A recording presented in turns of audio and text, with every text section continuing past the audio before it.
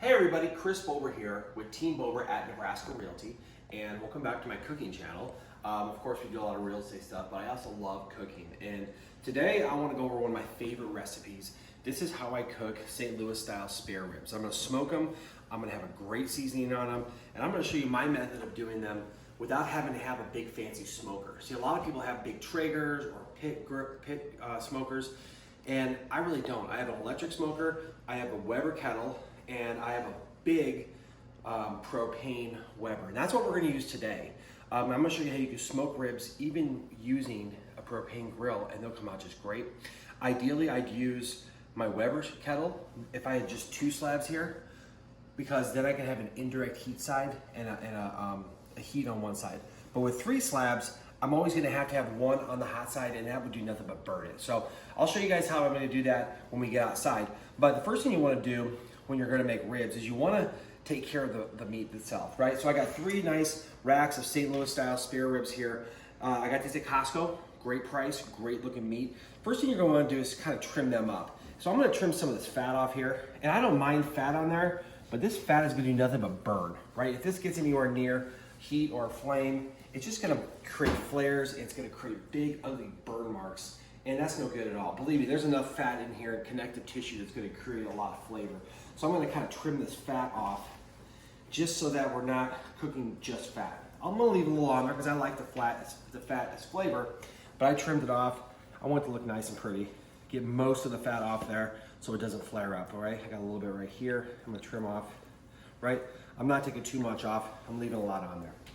Now the next thing you wanna do, and this is very important, is you wanna take the membrane off the back of the ribs. Now not everyone does this, but this membrane right here is going to just get tough and hard to get through, and it's also not gonna let a lot of flavor through.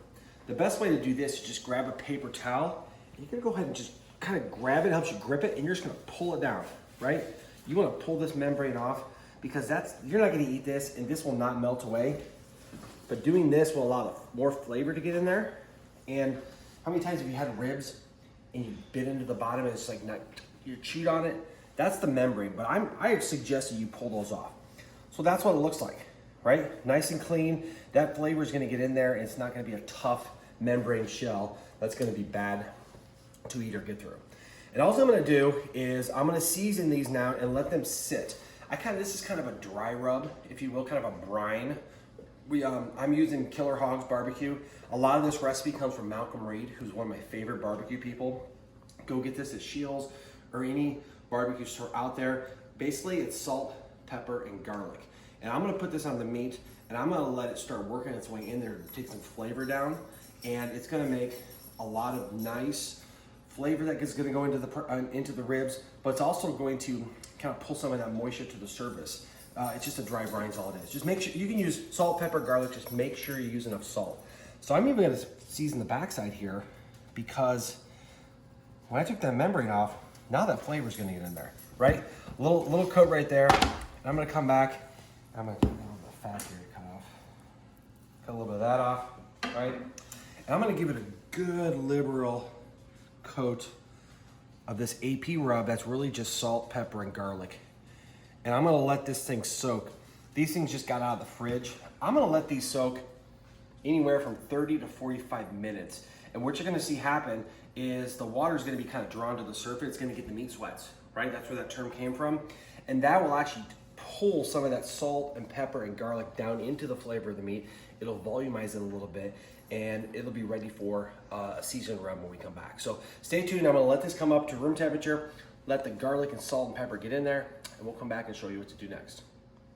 All right, we're back. And as you can see, our ribs have set up really nice when it comes to that brine, that salt, pepper, garlic on the meat. They definitely have the meat sweat. You can see how the moisture is kind of been brought out, and it's taking that flavor and it's really infusing it in the meat. Plus, we got these ribs that come up to room temperature, and as we go out and put them on the grill, you're gonna have a more even smoke instead of having to accomplish and get past that cool center. It's kind of got up to room temperature. That helps a lot. So what I'm gonna do now is I'm gonna put the dry rub on, and you can use whichever dry rub you want. I again am a big fan of Killer Hogs, right? This is the barbecue rub. It's basically paprika, garlic, all kinds of spices in there. You can make your own, you can use whichever one you want, but this is the crust that's gonna go on the outside of the rib that's gonna really kind of give it that good crispiness to it, but it's gonna have a ton of flavor on the outside. And I'm gonna season both of these. So I'm just gonna go ahead and turn this one over. You can see that rub kind of went in there already, the brine rub. Now I'm just gonna give it a good liberal coating of this rub. And this is a dry rub. A lot of people, what they do is they put mustard on there and they use it as a binder to get the rub to stick. But because we put the garlic and the salt and the pepper on there, it's already created some moisture on there. So that moisture is gonna act like a binder. So it's not really gonna fall off. And I'm gonna give it a good coating. Like I want this on nice and thick. Mostly because this is where a lot of the flavor comes from. The smoke's gonna be in there.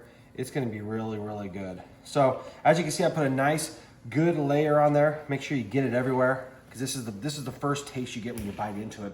And again, I'm gonna let this sit here for just a little bit. I'm gonna do these 2 slabs, and I'm gonna go get the grill ready. So I'll check back in with you in just a little while when the grill's up to temperature, and I'll show you how I put these things on my Weber propane grill.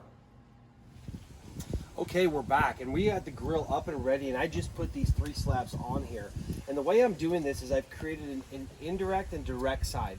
So I have this burner on full speed, this burner on full strength, and this burner on at the very minimum. And what that's gonna do is that's gonna create like an oven effect. And I'm gonna rotate these things through. I know it's gonna take about 2 hours to get the kind of smoke that I want on these. So I'm gonna rotate them a third each time. So about every 20 minutes, I'm gonna rotate them. They should each have 40 minutes total at the closest, the middle, and the farthest from the heat and the smoke. So again, I'm using my propane grill because my big Weber Summit, it's a big grill, and I don't have another smoker that's got enough room for all 3 slabs. So I'm still gonna smoke these. This here's, Weber has a little side smoke box. It's got its own dedicated burner. So I got cherry wood and hickory. I mixed them together.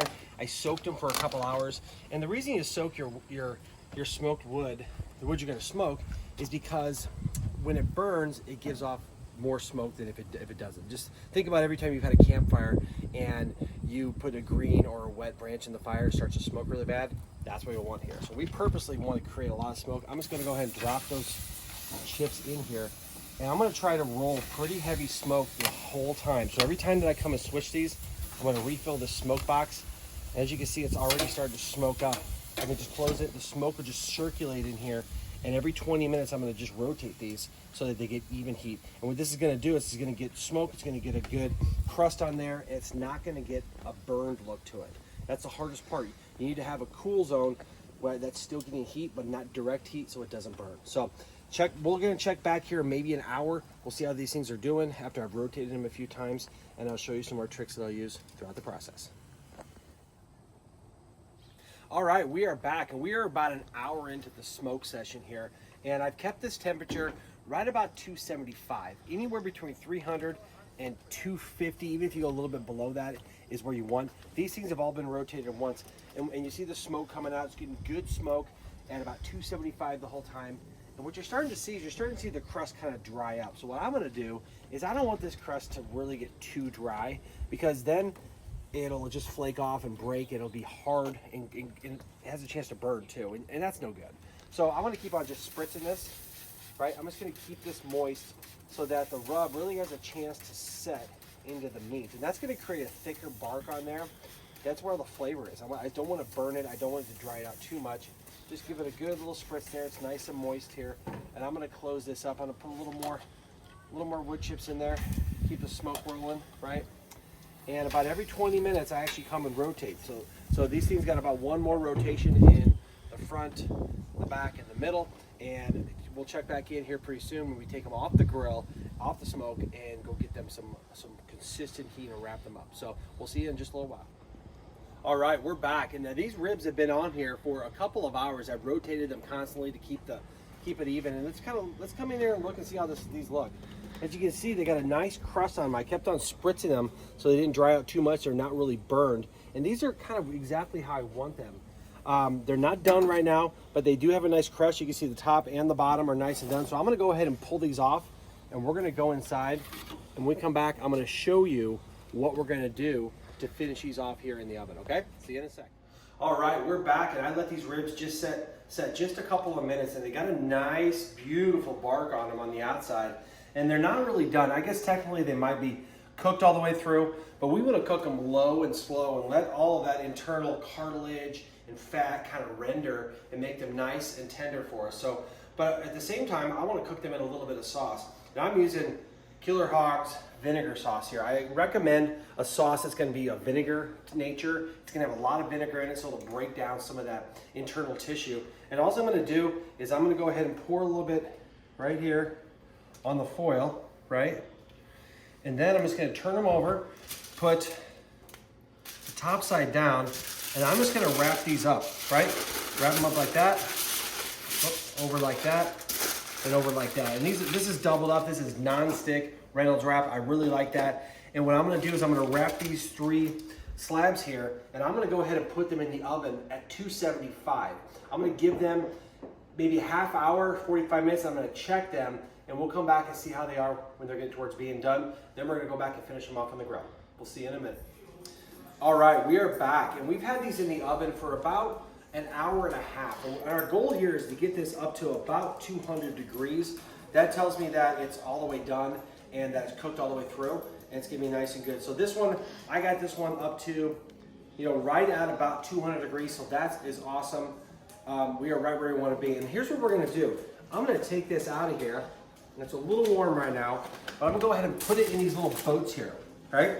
And these little boats I'm gonna actually take and put back on the grill, but I'm gonna brush them with some barbecue sauce here. This is just a mixture of the Killer Hogs, some of their vinegar sauce, some of the regular sauce.